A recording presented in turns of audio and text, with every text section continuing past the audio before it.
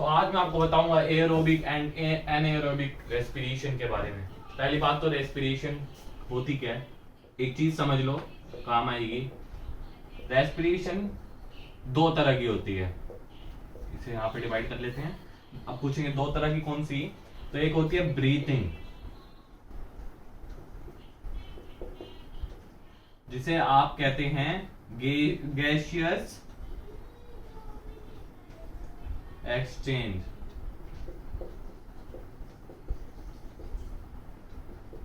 और एक another type होता है जिसे कहते हैं सेलुलर रेस्पिरेशन।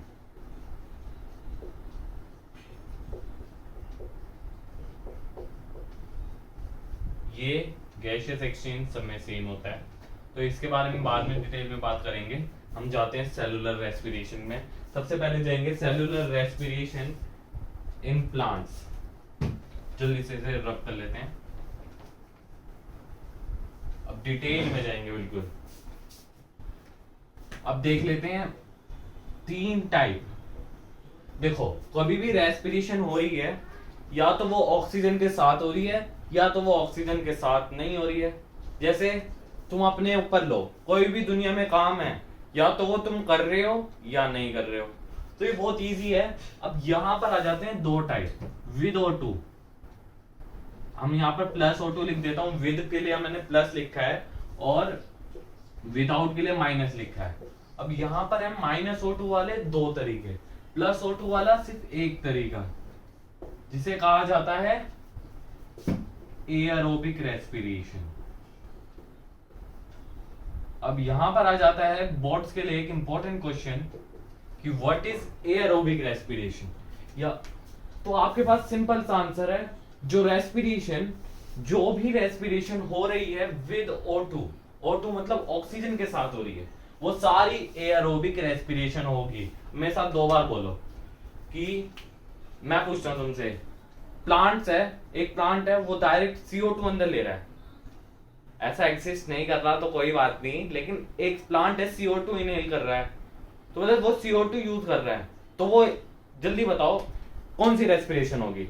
अभी आपको नाम नहीं पता तो मैं बता देता हूं इसका नाम, इसको कहते हैं एनाएरोबिक। क्या कहते हैं इसको? एनाएरोबिक रेस्पिरेशन। दोनों ही हैं, दोनों ही यही हैं, बस दोनों में कुछ डिफरेंस है जो अभी बताऊंगा। पहले इस चीज को हम बिल्कुल पकड़ लेते हैं। एनाएरोबिक रेस्पिरेशन क्या होती है, मेरे साथ बोलना, वो सारी रेस्पिरेशन जो कि ऑक्सीजन के बिना होंगी उन्हें हम कह देते हैं एनाएरोबिक रेस्पिरेशन। जो भी रेस्पिरेशन विदाउट O2, एयरोबिक जो भी रेस्पिरेशन विद O2। अब कोई तुमसे पूछ ले what is the respiration with the help of oxygen, तो एयरोबिक रेस्पिरेशन। इतना पक्का करके जाना है कि अगर रात को 2 बजे भी कोई उठा के पूछ ले कि एयरोबिक रेस्पिरेशन क्या होती है, तो तुम्हारे पास आंसर होना चाहिए कि विद O2। जो भी रेस्पिरेशन विद ऑक्सीजन होगी उसे एयरोबिक रेस्पिरेशन कहते हैं, जो विदाउट होती है उसे एनाएरोबिक रेस्पिरेशन कहते हैं।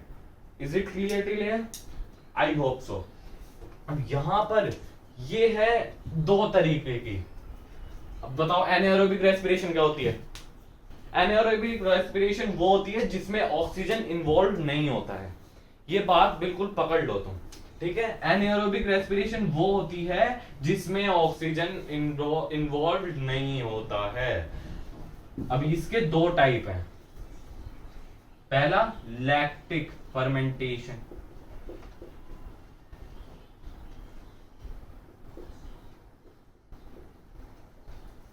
दूसरा अल्कोहल फर्मेंटेशन। लिख लेना आगे। अब आ गई एक और कंसेप्ट। देखो मेरे चैनल को अभी सब्सक्राइब कर सकते हो, मैं तुम्हें सिर्फ ये बताऊंगा नहीं, यही याद करवा के भेजूंगा, ठीक है।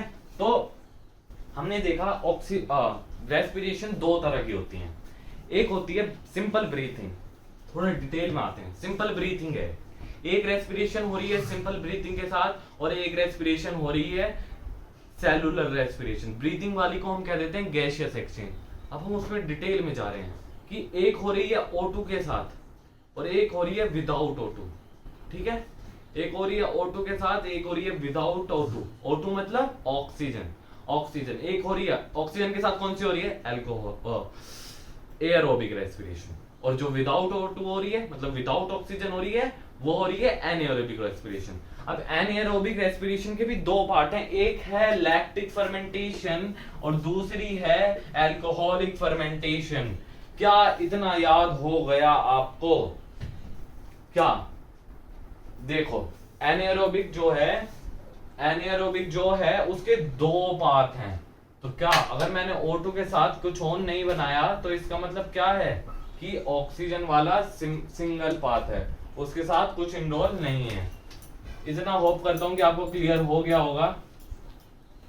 चलो, तो ये क्या है, अगर कोई पूछ ले ऑक्सीडेटिव पाथवे, ऑक्सीजन के साथ इन्वॉल्व वाला क्या है, ऑक्सीडेटिव पाथवे। तो क्या अब आपसे क्वेश्चन पूछ ले कोई कि ऑक्सीडेटिव पाथवे जो होता है वो उसके कितने टाइप होते हैं, तो क्या आंसर होना चाहिए, एक भी नहीं होता, वो सिंगल ही पाथ होता है, जेट इज सिंगल पाथवे। इसके बाहर क्वेश्चन नहीं आएगा, जितना अभी तक पढ़ाया है उतना बिल्कुल याद कर लेना।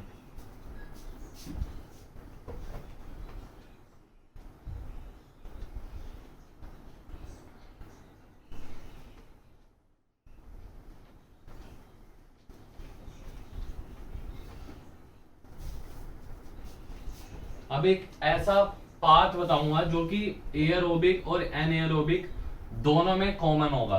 पहला स्टेप वही होता है हर जगह।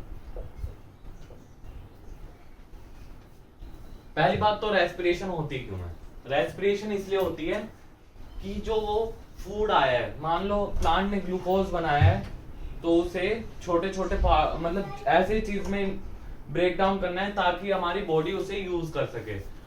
तो सबसे पहले प्लांट क्या बनाएगा, खुद ही बताओ। ये तो बहुत ज्यादा सिंपल है, इतना तो पता ही होना चाहिए।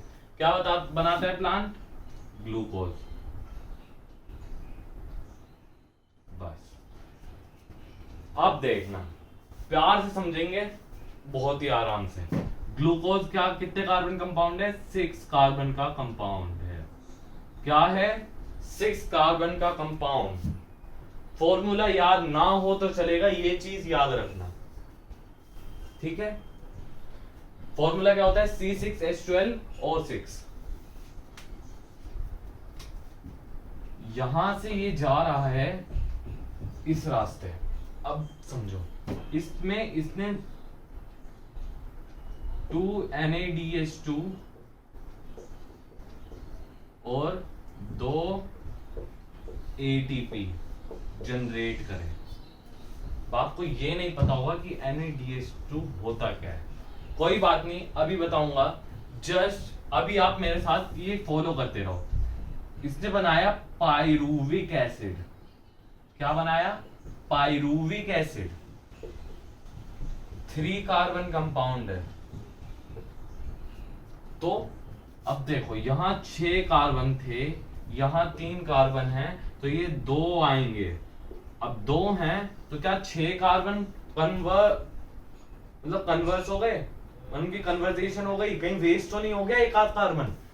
इतना तो दिमाग है ही सब में। 6 कार्बन है यहाँ, 3 कार्बन वाले 2 हैं, तो 3 + 3 6 होता है। तो यहाँ 6, तो यहाँ पर और किसी चीज की जरूरत नहीं है, बस एनर्जी रिलीज हो रही है। ये सब एनर्जी है, ठीक है, एनर्जी है। आई होप कि इतना क्लियर है। और इस प्रोसेस का नाम आपको कमेंट बॉक्स में अभी लिखो अगर आता है तो, वरना 2 मिनट बाद तो मैं बता ही दूंगा, क्योंकि यहाँ मैं सब सिखाने वाला हूँ। मैं कुछ भी ऐसा नहीं छोड़ूंगा जो आपको क्वेश्चन से बाहर आए, ठीक है।